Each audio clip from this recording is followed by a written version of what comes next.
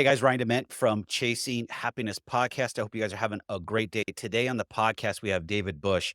He is a results coach, and I'm going to read just a little bit about what he's actually doing.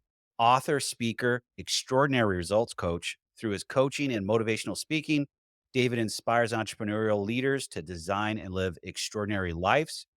More coffee, guys. Here we go. His passion for developing exceptional leaders and high performance teams translates into a high energy and powerful message that empowers individuals to live their dreams and change the world. Sir, welcome to the show. I know we're going to have a lot to talk about. That was a great intro. So I think this is going to be fun because we got a lot of topics we can really breach, but also go deep on. Yeah, I tell you, that just seemed like it was from the heart. I don't know if I could have written a better intro myself. That sounded good, man. I'm excited to hear what this guy has to say. There we go.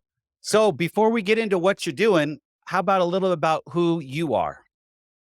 Yeah, my name is Dave. I have been married for 25 years to my wife, Kristen. I have 3 kids. Cassidy, 25 or 24. Morgan's 22. She just got married to Caleb last August, and she is having a baby in Oh, August of this congratulations. year. So I'm going to be the granddad, the grandfather. And then I have a son, Bo, who's 17, and he's a freshman at University of South Dakota. My middle daughter Morgan, is a senior at Iowa State University. And yeah, I've been doing this coaching thing for almost 20 years, a little over. And yeah, it's been fun. And I always say that I grew up wanting to be a people farmer. I wanted to help people grow. And I live in Iowa, which is, people know it as heaven. If you ever saw the movie Field of Dreams, is this heaven? No, it's Iowa. Grew up in Southern California, came to Iowa to play a thing called arena football, which is this jersey that's on my wall. Pursued my dream out here, and they've never told me I was free to leave, Ryan. So I'm sticking around in Iowa, embracing some cold weathers. Here's a fun fact about Iowa. Last Wednesday, it was minus 43 degrees as the lowest wind chill factor. Very cold. Today, 55. Over 100 degrees swing in 1 week of period of time, and that's Iowa for you. Wow. So when you guys had the Iowa caucuses, they were saying it was like minus 20 or minus 30, something to that extent? Yeah, it was actually the first time I ever participated in an Iowa caucus, which is interesting. It takes you back to the roots of how America was created, and Mhm. just I'm sure it's a lot different than back in the day, but it was just very hometown, just giving people an opportunity to talk, and saw a couple of the candidates there. Yeah, it's going to be a wild year, I'm sure, for an election. We'll see where it all lands at the end of the year, but yeah, it was fun to be a participant in that and see how that all plays into the overall election process. That's cool. Before we get into it, is it the Iowa Barnstormers? Is that what they were? That's right. Yeah, the Barnstormers were a group of people that basically flew airplanes and did crop dusting and did basically spraying the crops. And so it's an airplane. So on the front of the jersey, there's wings. And then on our helmets, we had goggles. So the Yeah. famous Iowa Barnstormer is a guy by the name of Kurt Warner, who Oh, played in yeah. the NFL and went to the Hall of Fame. And I was the guy hiking the ball to him. So had it not been for me, Ryan, that kid would have been nothing. And just like to remind him of that. It's He's a great guy. It was a great experience, and the jersey is not just a celebration of football. I pursued my dream. That was one of the big things that I went and did, and happy to chat more about it during our podcast. But it was very meaningful, and it gave me a lot of opportunities to prove to myself how extraordinary dreams could become a reality, and how you could go from being ordinary to being extraordinary with just going above and beyond what's usual, regular, and customary, which shows up on that screen above you. For those of you that are listening at home, Ryan's got a picture that says success, and it shows the iceberg, and what's below the water line are all the things that everybody doesn't see. And then what's above the line is what everybody does see. So people see the jersey and they go, "Oh, you played that." And I go, "Yeah, if you knew the journey, if you knew what was underneath the water in that iceberg, it was something extraordinary that I'm very proud of. And it reminds me to keep chasing big dreams." Was the journey in arena football part of that process that's pretty much taking you to where you're at today with your coaching business? Yeah, it was playing professional football was like my first childhood dream, right? It was a thing Okay. that I was really good at, and or I wouldn't say really good. I was better than most people, right? So a small percentage of people play professional football and get paid to do it. The really elite athletes go into the NFL. I didn't do that. Kurt did, but I didn't. And but it was something where I got paid to play a sport, and it was really popular. It was like the biggest show in town in Iowa, Des Moines, Iowa, which is the capital, which is a small town in consideration of all the other big markets, but it was an absolute blast. Like, it was the time of your life to be surrounded by 12,000 screaming fans and just absolutely excited. We went to the world championship twice, and so it was just an amazing experience. And so that those life lessons, being willing, to go above and beyond what's usual, regular, and customary, which is the definition of extraordinary, was my first opportunity to take something that I was gifted or talented or skilled at, and I I took it and I mastered it. I mastered the craft, right? As Malcolm Gladwell says in Tipping Point, the 10,000 hour experiment. That was me. I put 10,000 hours into the process of becoming the very best offensive center and long snapper that I could be, and I reached the pinnacle of my performance capacity. And I have no regrets. Like, when I watch the Super Bowl and I watch the big games or NFL, I don't have any regrets because I played at the highest capacity, maybe even beyond my capacity. And I proved something to myself. So I have no regrets. And I chased a dream and I gave up complacency and comfort for something that was very meaningful to me. And I Mhm. made it become a reality when other people didn't say or didn't support, or maybe had downplayed the idea, thought it was a fantasy. I went out there and did it. And so that was the starting point. And then I just took that same concept and that same process, and I started doing other things like becoming a business owner and becoming a motivational speaker and becoming a coach. And I've just been sharing that message for the last 20 years. And other people have taken those same principles with some encouragement, some coaching, some perspective, some accountability from me, and have achieved some extraordinary things I'm very proud about. There's a lot to dive into there, so I'm gonna peel a little bit of the layer of the onion back and ask the first question. The 10,000 hours.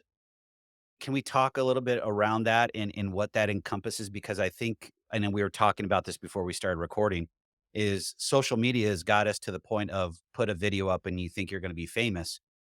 10,000 hours is a total opposite input that you have to do to get yourself to that out of that comfort zone and get Mhm. yourself to that pinnacle.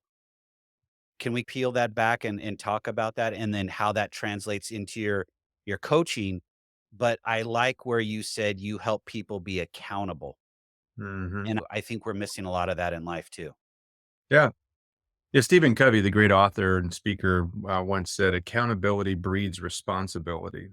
And Mhm, I do think that a lot of people are missing accountability and responsibility, and they're waiting for somebody else to take the initiative, or they're waiting for somebody else to come along and motivate them, or as soon as that video gets viral, then they don't see. There's another great quote. I don't know who the author is, but it's the person who loves the journey goes farther than the person that loves the destination. So if mhm. you're just looking for your video or your podcast to go viral, you're probably going to be disappointed and you'll quit. And as a successful podcaster who's been working this with a couple of different podcasts, if you're not willing to put in 100 episodes, You're not gonna make it. you're not gonna make it. Yep. It takes 100 episodes, 100 failures, 100 lessons, 100 experiences just to be able to have a chance, right? That's your ticket of entry. And And I don't so even sorry, but I don't even know if the 100. I'm thinking about my other podcast that's older. I honestly think I had to go closer to 125 to 130 before I started getting traction. If you go back mhm, and look at my first 4 or 5, they're a disaster, but I put it out there. yeah. The most successful person on the internet, on the YouTube, Mr. Beast. Mr. Beast. Yeah. How many videos has he done? And he says that you should be committed to doing 100 videos before you ever expect any of your videos to be seen by a large number of people. Don't count the number of views, count the number of experiences or practices. There's this great diagram that shows two circles intersecting, and Mhm. where they intersect is where you actually have the things that matter and the things that you can control, right? So you can't control whether your podcast or your video goes viral. What you can control is how much practice, how many videos, how you continue to improve, which again, extraordinary is defined two different ways in the dictionary. The first way is to go above and beyond what's usual, regular, and customary. That's the first one. And what most people don't look at extraordinary as that. They look at as extraordinary in the second definition, which is exceptional to a very marked extent. So they want to have exceptional success on YouTube. They want to have exceptional success with their podcast or with their book or whatever, but they don't have the understanding that it's through consistency and a commitment to being consistent of going above and beyond what's usual, regular, and customary. So you can't do what you did yesterday. You got to keep getting better because some people have been doing podcasts for 6 years, but they've never gotten better. They've just done a podcast. And so you can't confuse action for progress, right? You got to be able to know what are the specific things that I need to do, I need to be, and I need to have before I'm going to actually see the outcome that I desire. And my role as a coach is really just to help people to see the perspective. Mark Twain once said, it's not what we know that gets us into trouble. It's all the things that we know that just aren't. And many people need to be reminded or they need to be awakened to this idea that a lot of the things that they believe 100% are not. And they need to shift their perspective to ever have a chance of winning. Because if they continue to believe in false beliefs, they're going to continue to struggle. Can we go a little bit step back and just and talk about, the effort and what that looks like? Because I think Yeah. you touched on several points. The effort really needs to translate into, am I growing in whatever you're doing, whether it's podcasting, business, coaching, playing in the Arena Football League, pro football, whatever. But I guess the action, the consistency, but also the other word I use a lot is persistent, all Mhm. plays into that. How, as a coach, and maybe you can talk about your journey through life or in what you've been doing, how do we glean that and take some nuggets that we can use to make sure that we're taking the right actions to get us to those 10,000 hours and then to be, I wanna say, a better person? Because the things that Mhm. we're trying to accomplish, we're gonna learn along the way. There's a diagram that's out there, and I don't know who it's been all over the place. It's just a basic one.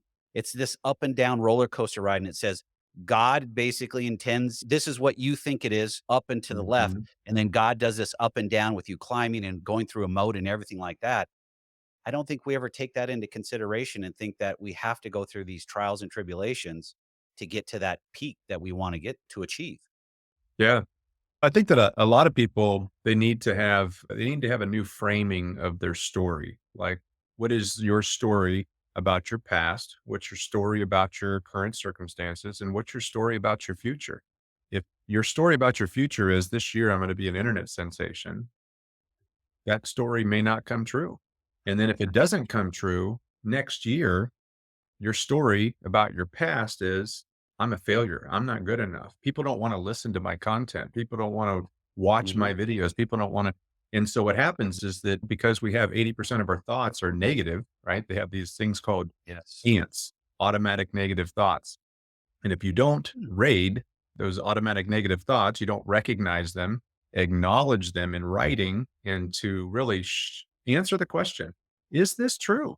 Is it true? The story that I'm talking about, or the story that I'm thinking and telling myself, is it true about my past? Is it true about my circumstances? Is it true about my future? Because many people are not telling the true story.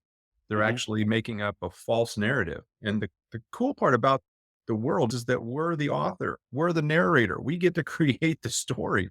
So if you just start off with telling yourself a better story about your past, stop wishing you had a better past, stop wishing you had better current circumstances or more views or more listens or watches on your podcast, and start thinking about what it is that you want to be, what you want to do, and what you want to have, and get highly motivated with your future story, with your positive affirmations, with the things that you're telling yourself, and you'll have a chance to go through the roller coaster ride of success.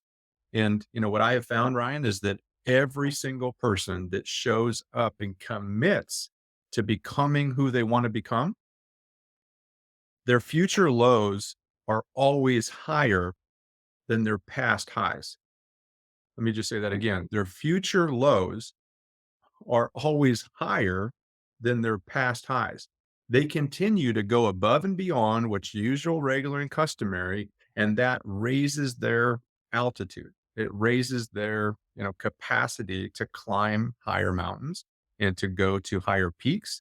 And they go from peak to peak and they keep climbing to higher peaks, even though they may go through some really tremendous valleys, right? So you may have a lot of success and then all of a sudden everything goes crash because of COVID or because of whatever. And you may think, this is the worst possible thing. I've been in business for 20 years and now I'm having the worst possible year ever. What is this making room for? Maybe this is your opportunity to pivot. Maybe it's your opportunity to change. And there was a story that Zig Ziglar tells a long time ago. In the South, they depended on the peanuts, right? And Yep. then the boll weevil came in and ate all of the peanut. No, I'm sorry, cotton, not Got peanuts. It started with cotton, and then it ended up changing where it changed the agriculture, where they started raising peanuts and all these other different types of agriculture. So they have a statue erected to a boll weevil. And that was the worst thing that could ever happen to them, and it shifted their entire economy to make it more stable, more fruitful. So again, your future lows will be higher than your past highest highs. And so if you keep that mentality, you keep that perspective, motivation is everything. Simon Sinek said it best when he says, always start with why. And if you have a good reason of why to live an extraordinary life or to achieve extraordinary results, and it's bigger than your why nots and your excuses and your negative stories, you'll see some amazing things that come out of that. How do we manage those lows though, those troughs when we're trying to get to that new high? Mhm. I think that it's part of it is the words that you say, the words that you write, the words that you listen to, the words that you watch, the words that you talk to other people about. So there's 5 major motivations, right? So the first one is, the easiest one is, are you listening to Ryan's podcast? If you're listening to something that's positive and uplifting, that's one form of motivation that will keep you in a more positive sense. You may hear something today that flips a switch for you. And all it may be is just one thing that I said or Ryan said that flips the switch and keeps you moving forward one more day to go above and beyond what's usual, regular, and customary. The next thing is watch. So you got listen, watch. What can you read? What can you journal or write down? Because your own words are your future story. If you look at simple thing of a book, right? A book has pages on it. And if you have but I'm holding the book right now for those of you listening at home. I have a book with no page, nothing written on the pages. That's not going to be very motivating. But if you write down words that inspire you, that lift you up, that remind you of who you're capable of becoming and what other people have done and what's possible, you're going to be a whole lot more motivated. And then if you're talking to other people that are doing what you're wanting to do, building that network of other people, you become like the 5 people you spend the most time with. So who are you spending time with? And those people, if you ever looked at or watched people that climb Mount Everest, what do? They tie each other or they tie themselves to each other. So if they slip and they fall, somebody else holds on to them. And there's this thing out there that says never cut the rope.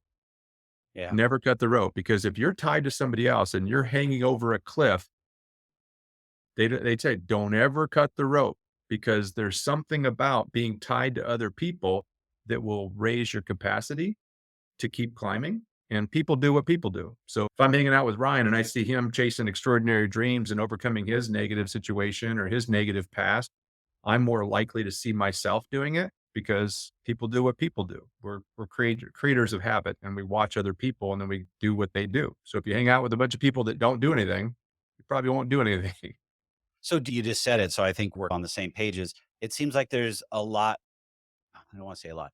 It seems like we have become more of a sheep mentality to where we're following people, whoever's got the loudest voice, and we don't really think about what they're saying. We just say, "Oh, they're the loudest voice. I'm attracted to them," instead of actually Mhm. putting some thought process into it.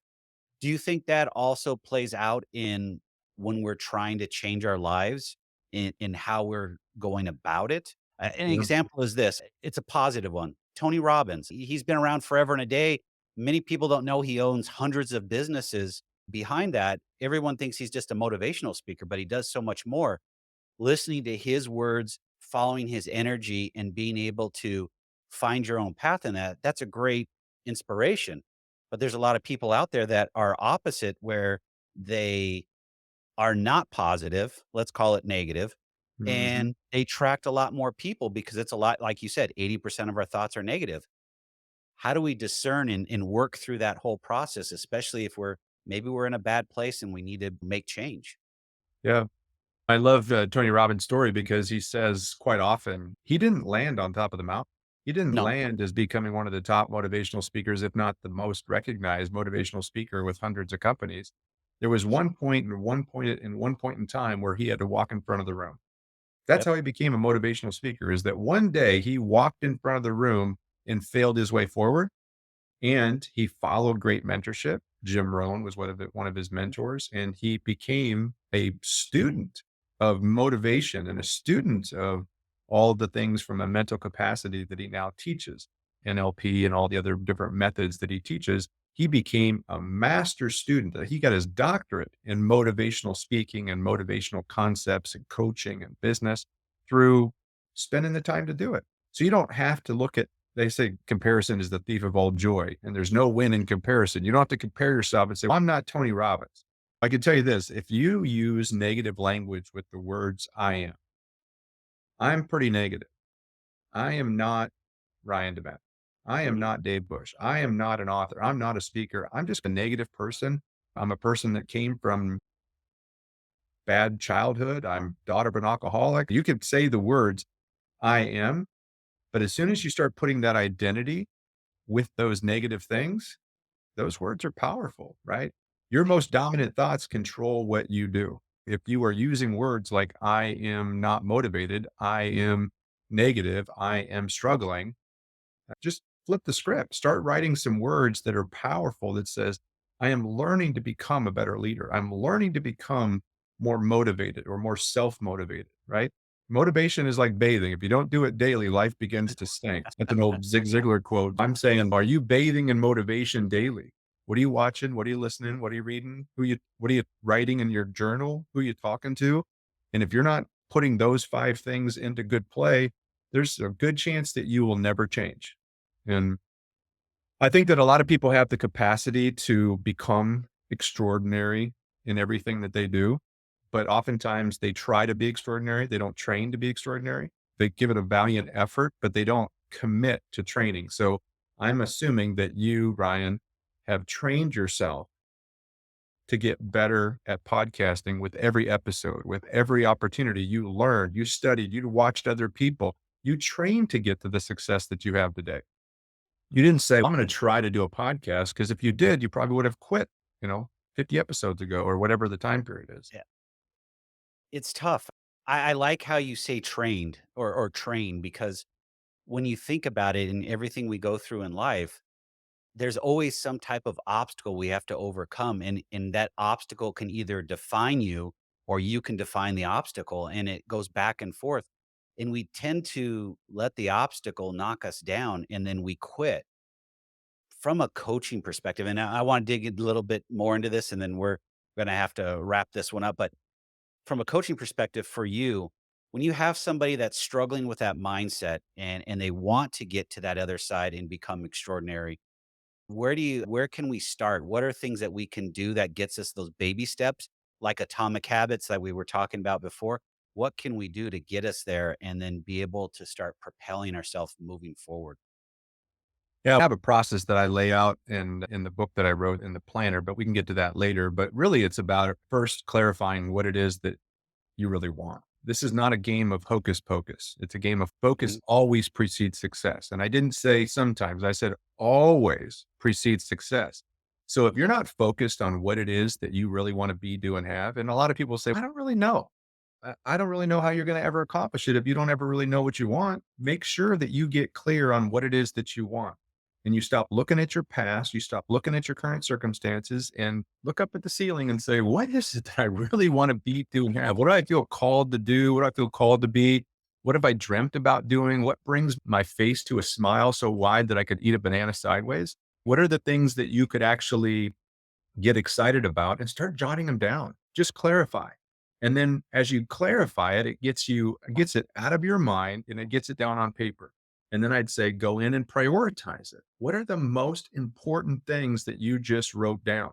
Like compete them against each other and come up with the most important thing right now in your world that you'd like to be, do, or have, and clarify what those one or two things are. Because then you get focus. And typically, if you focus on one thing, there's this thing out there called habit stacking that you Mhm. can actually create success in your physical habits or in your mental habits or in your vocational habits or your financial habits or your relationship habits. And if you have success in one thing, everything affects everything. So you can start to gain some momentum and some motivation because now you've taken willpower and you've combined it with skill power. And now you've gotten a little thrill power. You've experienced the excitement that comes from success. And now you can see that process and you can stay powered up and stay in motion or stay in flow. But clarifying and, and prioritizing is the most important starting point. And then it's about planning. What are the specific skills, habits, or actions that I need to take to accomplish that? And just breaking it down into bite-sized pieces, smart goal setting, smart action planning. And this is all broken down in the resources that I create. And then it's about implementation. If your calendar does not match your goal, you won't achieve it. So you have to take a real look at your calendar and say, I got 168 hours in a week. How am I going to invest that time to create what I want to create? And it's not about time. If people say, I don't have the time to go pursue my dream, it's not a matter of time. Stop using that excuse, right? A lot of successful people got rid of that excuse, but a lot of people went and found it in the garbage can somewhere and they're using it now. But you got to get rid of that excuse and you got to find a way to make time and prioritize it because it's not a time issue. It's a value and a priority issue. So implement it into your schedule and then stay committed to being consistent. Fail your way forward and do it for a period of time that you can stay committed. So if it's a Mhm. week, then start with a week. If it's a month, start with a month. If it's a 90-day period of time, 90 days, let's say it's 66 days to develop a habit. If you do it for 66 days consistently and you just keep failing your way forward, you will see some measurable progress in that period of time. And that'll oftentimes excite you to want to keep going. But it's oftentimes people just quit because they don't have clarity. They don't have priorities. They're going 100 different directions all at once and they don't have a plan. They haven't implemented it into their calendar and they're not consistent enough to break through. So they don't have measurable results. Those are my quick 6 tips. I love those. There's also something in there too, is they're not seeing the results quick enough. Instant gratification, and I'm first one to raise my hand. I've had the same problem. I've struggled with that, knowing that it sure takes a lot more time to get something done that you truly want than just, "Here it is," and boom. Um, I would say another question to that is that how are you measuring progress? Because there's a couple of different ways that you can measure progress, and most people are only measuring progress one way. But if they were to look at a lot of other ways, they could see progress, and it doesn't maybe have the same connection to their outcome, but it's progress. And progress is progress, Ryan. We don't want to ever take away. People say all the time, I only lost 1 pound. Well, you know what 1 pound looks like? It's a pretty progress. significant, yeah, it's Yeah, like a coffee cup. It's a pretty yeah, good chunk of fat coming off your body. I only did 50 podcasts and I haven't had very many views. 50 podcasts, you're halfway to 100. Keep yeah. going, keep doing it. And what happens is, if you go above and beyond what's usual, regular, and customary, all of a sudden you're going to start seeing some exceptional results. And somebody's going to say, hey, I heard your podcast, and man, I'd love to have you on my podcast. And I have a huge audience, and I'd love to direct them to your podcast because Ryan, you're doing some extraordinary things, and I'd love to get your word out. I'd love, and you go, wait a second. I thought I was doing nothing for 100 podcasts. And then all of a sudden, because I stayed consistent with it. So again, if progress is only measured based upon your outcome and your circumstances today, I would have been a failure in the progress of trying to play arena football. I would have been a failure all the way up until the day and time in July of 1995 when the team said, we'd like to sign you.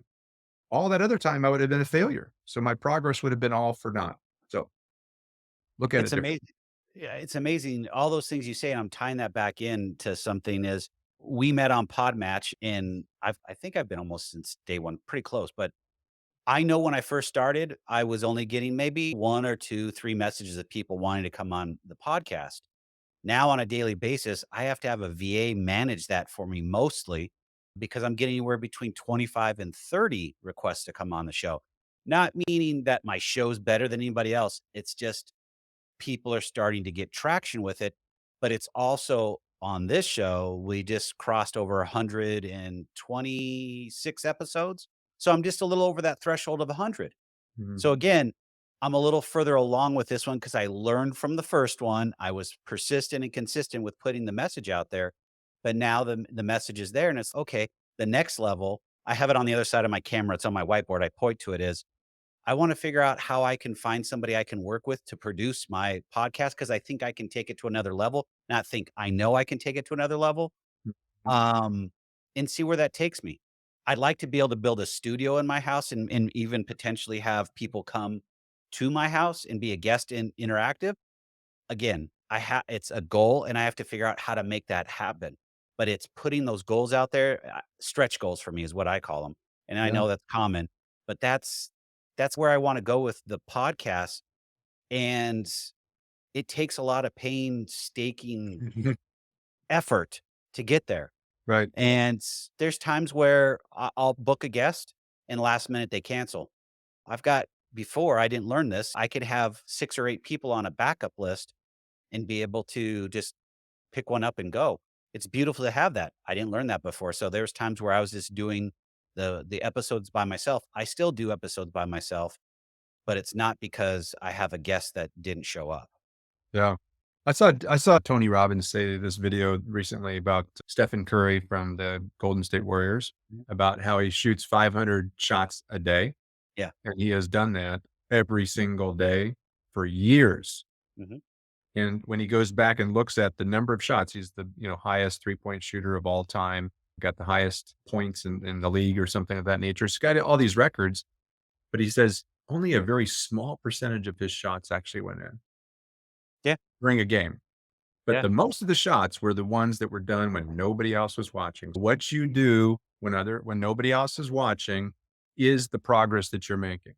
What you're doing right now with this podcast is the results of all the things that you did for those previous 100 and so podcasts. And when people listen to this one, they go, "Man, man, he is doing awesome. And the guests he's having, man, they're extraordinary. He's getting extraordinary guests on there." And I can't wait to listen to his next one because they know that Ryan's committed to continuing to up his game. And I think that the reality of you having that podcast and having all the in-house studio and all that kind of stuff is a complete reality the day that you decide to do it. Right? Yeah. When you decide and you say, "This is when I'm gonna do it," I can only imagine if all the other successes in your life have come true the way that they all it takes is you deciding to do it, clarifying the date and making it a priority, making a plan to make it happen, implementing the plan, and then breaking through the barriers and obstacles and distractions, right? James Clear says in the book Atomic Habits, "Commit to nothing and everything's a distraction." Right? Yes. So if you committed to it, there's no doubt in my mind that you would accomplish it. And think about all the people that would benefit, Ryan. Oh, yeah, by far, and I'm with you. I don't have a date on my board for it. The date I do have is I want to find a producer that I work well with. So Yeah. I have been actively interviewing, haven't found somebody yet, but it's gonna How continue many to interviews do you think it would take to find a producer that you really could jam with? so far, I've already done 15, so it's gonna be more than 15.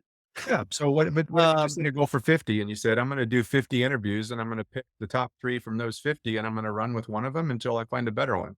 Because that may be the reality is that you may not attract the right producer until you actually have a producer. And then once you have one, then people may be attracted to the job and you may have to, level up. And that's oftentimes what business owners do, right? Is they have to level yep. up and transition. Just certain teams have really good players and then they can upgrade their players once they've had some success.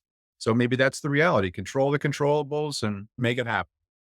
That's the plan. We actually on our real estate side, on our development, we just leveled up where we went from building 4 or 5 houses at a time to now we've got 14 that we're gonna take on.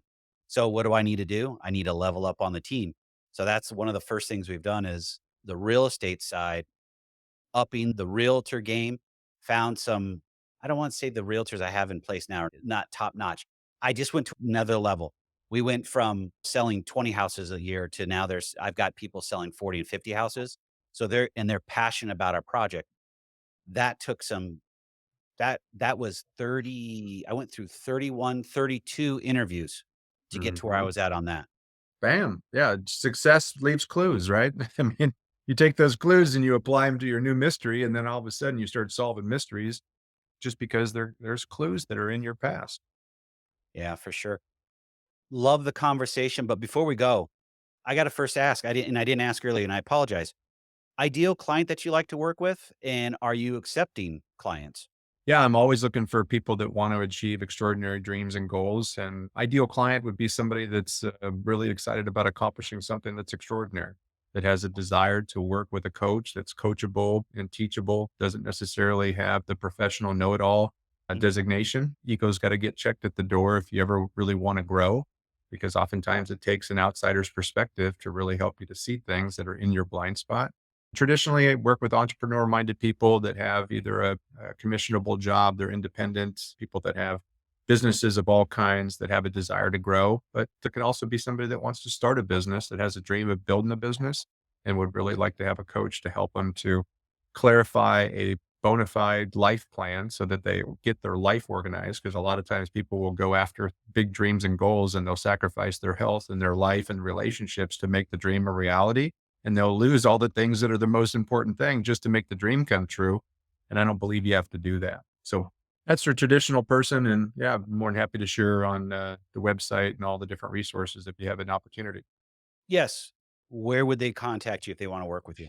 Yeah, best place to go is to the website, and it's theextraordinarylife.com. And we have an extraordinary, live an extraordinary life book that I wrote that kind of lays out the game plan of designing and living an extraordinary life in all aspects: physical, mental, financial, vocational. And I have a planner. Each At the end of each chapter, I give them specific questions to ask to walk them through the process. And the website has free resources, videos, events, and other things that they can take advantage of. We also have an extraordinary life planner that they can purchase and get a copy of it, or they can actually download it for free. And it basically walks them through the process, and it gives them an extraordinary day planner for 90 days so that they can start planning out their extraordinary days and really, defining what it looks like to become extraordinary. That's great. I will also link it in the show notes so everyone knows how to get Wonderful. a hold of you. Sir, thank you very much for coming on. Love what you're doing. Love your perspective. It's fresh and it's needed in what we're going through. And I was a big fan of arena football. Sorry. But I was a Rattlers fan because I was living in Arizona at the time and I'm back in Arizona. And I went to many Rattler games in my day. Yeah, it's too soon. It's been 25 years or so. We lost to the Arizona Rattlers in 1997 in the World Championship game. So, yeah, maybe we'll have our differences, but I want to be invited back to the studio when we get that studio built so we can get face to face and talk about arena football and all the other cool Oh, stuff. yeah, for sure. You can come down into Arizona. We're a little bit warmer today. Wonderful. I wish you the very best. Thank you, sir.